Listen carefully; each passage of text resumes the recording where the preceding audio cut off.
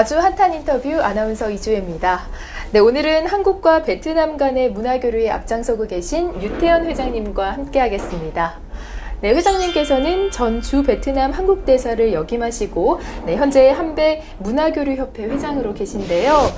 처음 회장님께서 베트남에 대해서 관심을 갖게 된 계기가 있으시다면 어떤 것인가요?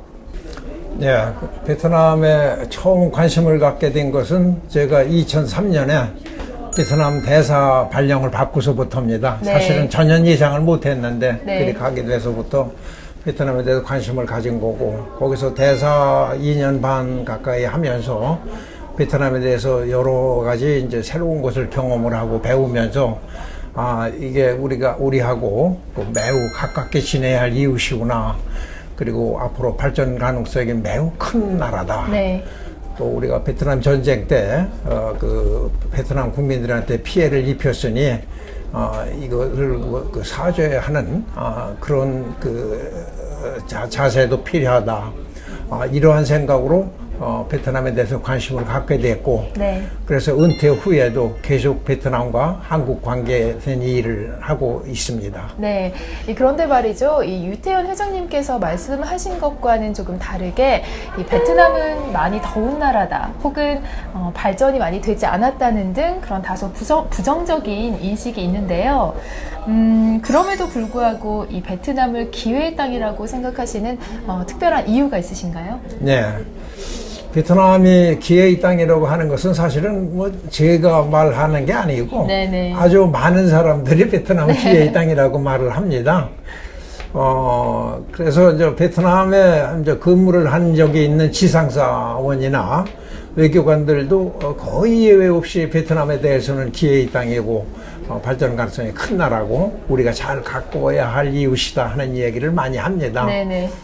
이제 구체적인 사유를 한 몇 가지 말씀을 드리면, 첫째는 지금 말씀하신 대로 베트남이 열대지방이고 사람 살기가 아주 고약한 것으로 다 이렇게 언뜻 알려져 있는데, 네. 그 자연 조건이 사실은 우리가 생각한 것보다도 훨씬 더 유리합니다. 우리보다도. 네. 우선 거기는 계절 변화가 많지 않고 좀 더운 건 사실입니다만, 네. 냉난방의 필요가 없고, 옷도 사시사철 등걸이 한두 개 가지면 지낼 수 있고, 네. 그리고 이제 날씨가 덥고 하다 보니까 농사를 남쪽에서 1년에 3번을 짓습니다. 북쪽에서는 2번을 짓고, 네. 벼농사를요. 그리고 열대 과일이 그냥 도처에 있고 해서 굶어 죽을 염려도 없고, 또 지금 아까 말씀드린 대로 의식주가 자연적으로 해결이 되기 때문에 생활비도 많지 않고 안 들어가고, 그래서 베트남 국민들이 지금 현재 국민소득이 연 2,000불 내외로다가 통계가 잡히고 있는데, 사실은 그 사람들이 2,000불 이상으로 훨씬 생활이 윤택합니다. 그래서 우리가 그렇게 보기에 그렇게 가난하거나 이런 나라가 아니고, 가보시면은 국민소득에 비해서 참 국민들이 잘 살고 낙천적이구나. 네. 이제 그런 생각을 하게 됩니다. 네, 네.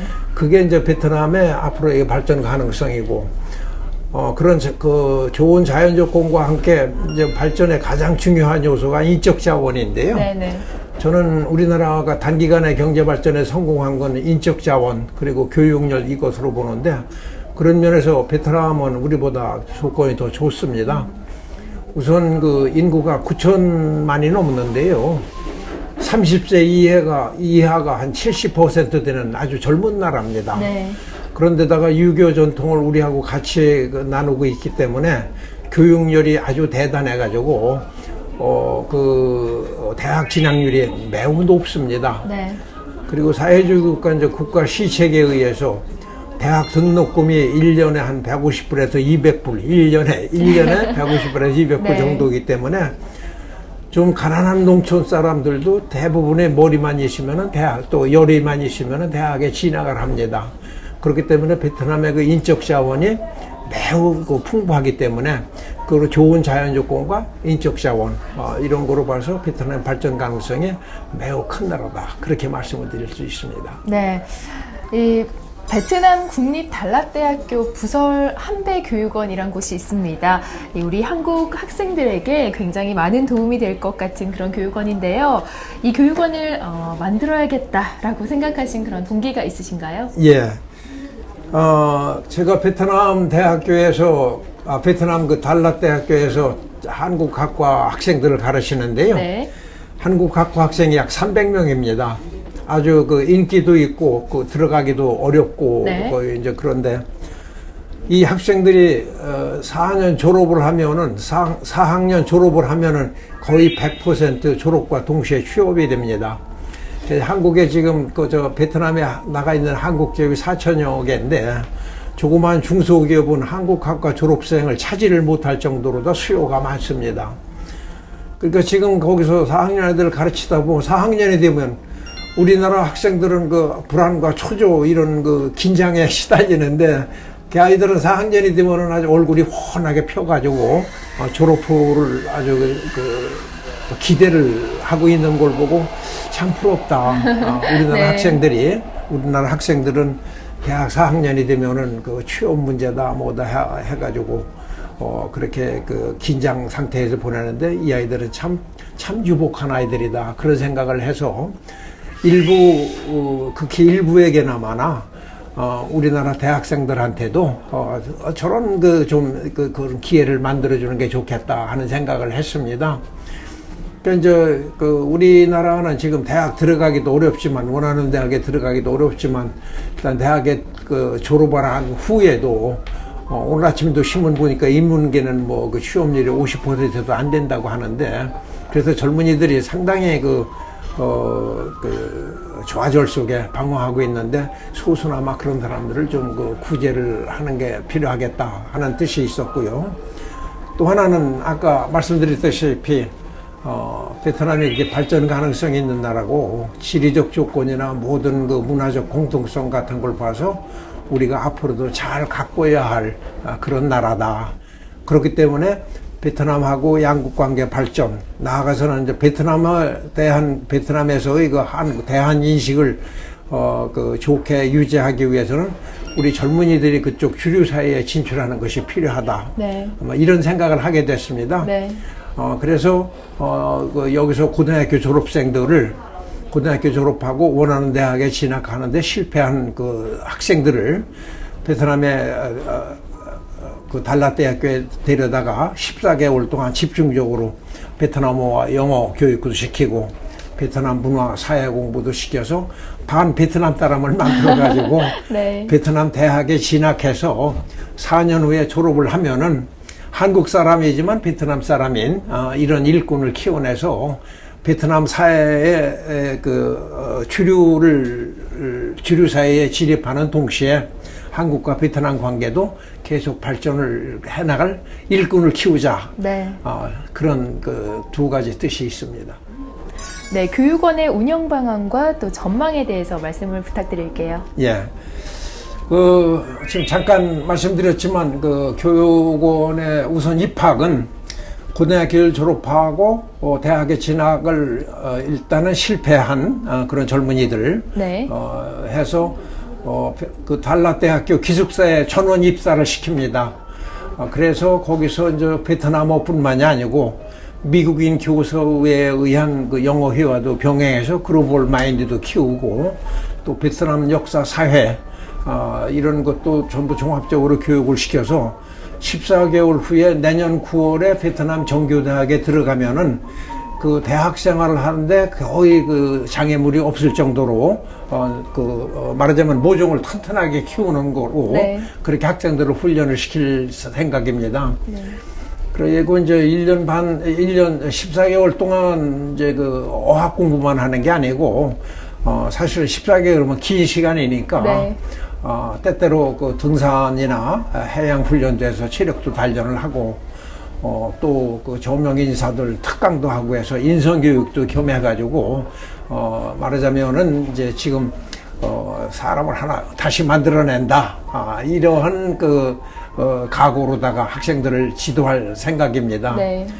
그러면 이제 졸업 후에 전망이 어떠냐 이제 이런 질문을 많이 받게 되는데요. 베트남에서 이제 4년 대학을 졸업하는 경우에는 우선 그 제일 먼저 비교가 되는 게 한국에서 베트남어과 4년 전공한 사람하고 비교를 할 수가 있는데 네네. 지금 한국에서는 외국어 전공한 학생 중에서 베트남학과 졸업한 학생들이 취업률이 비교적 좋다고 합니다. 그런데 지금 우리가 상식으로 생각을 해도 베트남에 가서 1년 동안 어학 공부를 해가지고 베트남 4년을 공부를 하면은 여기서 베트남어과 나온 거하고는 비교가 안 될 정도로 다 그 스펙이 쌓일 겁니다. 네네. 거기다가 이제 베트남도 한국하고 아주 비슷해서 소위 인맥사회입니다. 네. 인맥사회, 안면사회. 그러니까 이제 거기서 대학 4년을 다니면은 베트남 젊은이들하고 인맥이 형성되고, 그러면 앞으로 베트남에 정착해가지고 베트남어 하는데도 그게 큰 힘이 될 거라고 생각을 한다고요. 네네.